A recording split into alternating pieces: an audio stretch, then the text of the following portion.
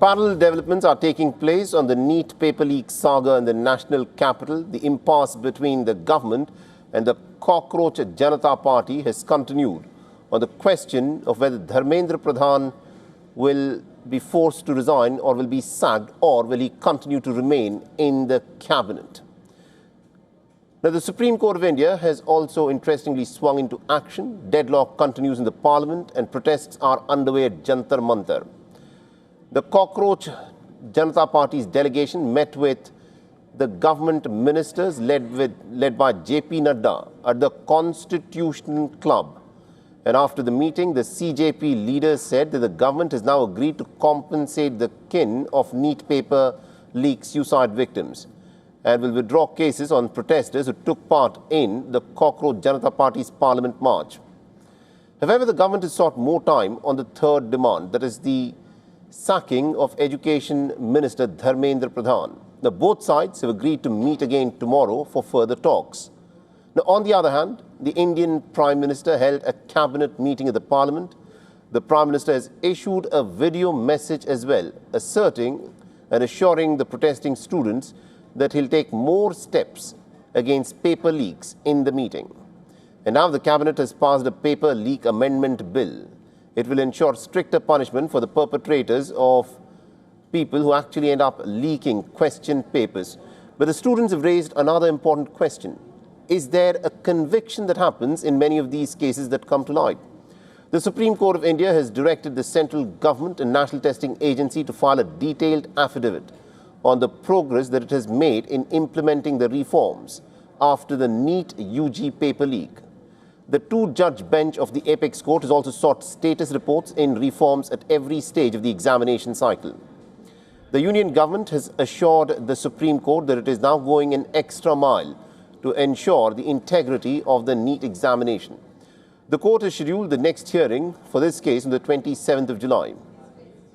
In a separate hearing, the Chief Justice of India, Surya Kant, has said that media recklessly reported that he denied urgent hearing on the protests led by the cockroach movement. Earlier reports had stated that the Chief Justice of India had refused to list a petition on the question of the police excesses against the protesting students while they were marching towards the parliament.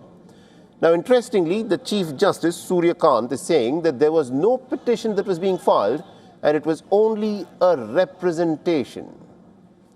Additionally, the Supreme Court has come down heavily on unauthorized use of live-streamed court proceedings on social media. Justice Surya Kant has pronounced an interim measure directing no posting or reposting or extraction or modification or dissemination or monetization, recording or review of the court proceedings on social media. The Delhi High Court heard the petition seeking the NIA investigation into the violence, the vandalism and also the attacks that took place on the police apparently during the cockroach Janata Party's march to the parliament. The Delhi High Court has refused to intervene and has stated that the central government has the authority to decide whether to initiate the NIA investigation. Now, activist Sonam Wangchuk has ended his hunger strike at the Medanta hospital after government has assured him at least on 2 of his 3 demands, stated earlier at Jantar Mantar. The founder of the cockroach Janata Party, Abhijit Dipke, has said that the sit-in protest, however, will continue until the Education Minister, Dharmendra Pradhan, is sacked. The leader of the opposition, Rahul Gandhi, has upped the ante against the government. He has accused the police of using pellet guns on protesting students. To prove his point, Rahul Gandhi was accompanied by a man who claims to have suffered pellet gun injuries during the student protests. The deadlock has continued in the parliament. Both houses of the parliament were adjourned for the 5th straight day of the monsoon session, and the parliament will now convene on Monday.